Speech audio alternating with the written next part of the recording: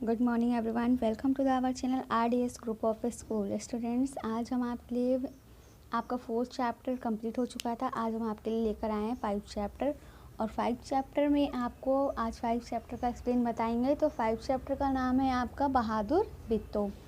बहादुर बिट्टो। तो आइए देखते हैं आपका 5 चैप्टर की स्टोरी क्या है।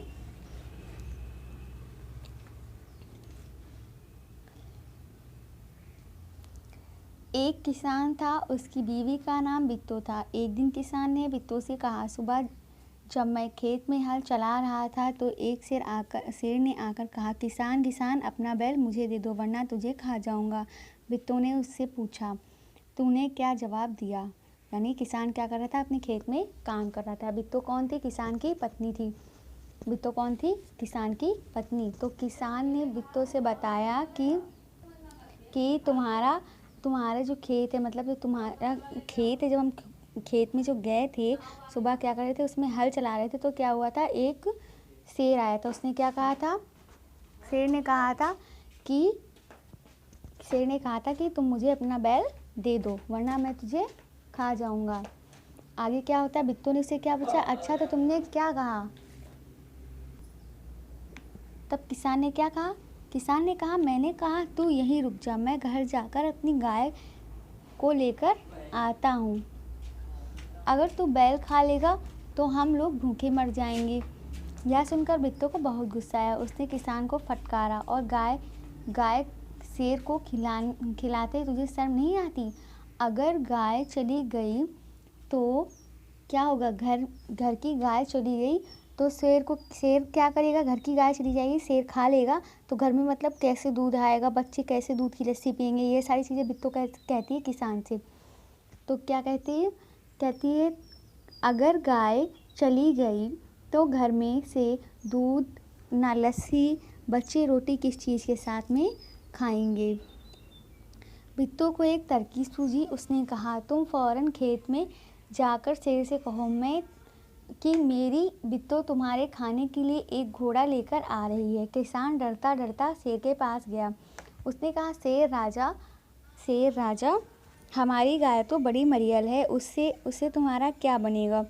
मेरी बीवी अभी तुम्हारे लिए एक मोटा ताज़ा घोड़ा लेकर के आ रही है। यानी किसान ने कहा कि शेर से कहा कि मेरी बीवी एक क्या कर रही है? तुम्हारे लिए घोड़ा लेकर के आ रही है। आइए देखते हैं आगे क्या होता है।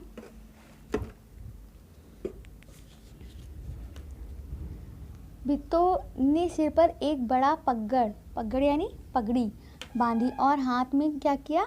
दराती ली। दराती मतलब हंसिया लेकर घोड़े पर सवार हो गई। घोड़ा दौड़ाती हुई वह खेत पर पहुंची, जोरों से चिल्लाई, अरे किसान, तू कहता था कि तूने 4 शेरों को फांस कर रखा है, यहाँ तो सिर्फ एक ही है, बाकी कहाँ गए? फिर वह घोड़े से उतरकर शेर की तरफ बढ़ी और कहने लगी, अच्छा कोई बात नहीं, रास्ते में एक ही शेर काफ़ी है। इतना सुनना था कि शेर डर के मारे कांपने लगा और भाग खड़ा हुआ। यह देखकर बिट्टो बोली, देख इसे कहते हिम्मत, तुम तो इतने डरपोक हो कि घर की गाय शेर के हवाले कर रहे थे। उधर मारे भूख के शेर की आंतें छटपटा रही थी। एक भेड़िए ने पूछा, महाराज क्या मामला है? आप आज बहुत उदास दिखाई दे रहे हैं।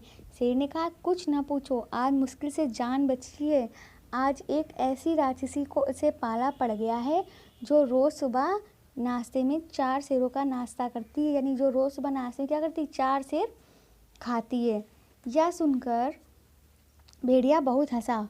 वह सुबह झाड़ी के पीछे छुपकर सारा तमाशा देख रहा था। उसने कहा, भोले बादशाह, वह तो बिट्टो थी जिसे आपने राक्षसी समझ लिया। आप इस बार फिर कोशिश करके देखिए और बैल आपके हाथ ना आए तो मेरा नाम भेड़िया नहीं। बहुत कहने सुनने पर शेर किसान के खेत में जाने के लिए क्या हुआ? तैयार हो गया। लेकिन उसने भेड़िए से कहा, तुम अपनी पूँछ से मेरी पूँछ बांध लो। किसने कहा? भेड़िए ने। किससे कहा? शेर से, कि तुम अपनी पूँछ में मेरी पूँछ बांध लो। दोनों जने पूँछ बांधकर चल पड़े। उन्हें देखते देखते ही किसान के होश हवास गुम हो गए। वह डर से थरथर कांपने लगा। लेकिन बिट्टो बिल्कुल नहीं घबराई। भेड़िए के पास जाकर बोली। उसने कहा, क्यों रे भेड़िए, तू तो अभी वादा करके गया था कि तू अपनी पूंछ में 4 सेर बांध कर लाएगा, लेकिन तू तो सिर्फ एक ही सेर लाया है, वह भी मरियल सा। भला इसे खाकर मेरी भूख मिट सकती है? खैर इस वक्त यही सही। इतना कहकर बिट्टू आगे बढ़ी। शेर के होश हवास उड़ गए। उसने समझा कि भेड़िए ने उसके साथ धोखा किया है। वह फौरन वहाँ से भागा। भेड़िया बहुत चीखा चिल्लाया, लेकिन शेर ने एक ना सुनी, तेजी से भागता चला गया। किसान और बिट्टू आराम से रहने लगे। उन्हें मालूम था कि अब शेर उसके खेत की तरफ फिर कभी नहीं आएगा। तो आपको क्या इस कहानी से क्या शिक्षा मिलती है? इस कहानी से मुझे यह शिक्षा मिलती है कि परिस्थिति चाहे जैसी भी हो, कठिनाई चाहे जितनी भी हो, हमें हार नहीं माननी चाहिए और सदैव साहसी और बलवान बने रहना चाहिए।